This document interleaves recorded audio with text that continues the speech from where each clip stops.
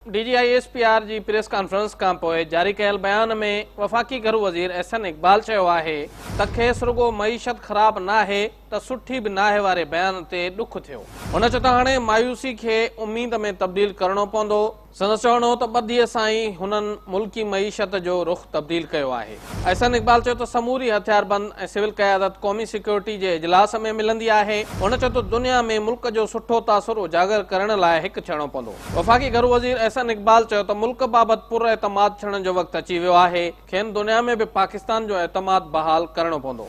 इन खां अॻु हिकु इंटरव्यू में वफ़ाक़ी घरू वज़ीर एहसन इक़बाल चयो त DGISPR खे मईशत ते ॻाल्हाइण जो को बि अख़्तियार नाहे। हुन चयो त पाकिस्तानी मईशत ते दबाव उन जी दरामद ते आहे।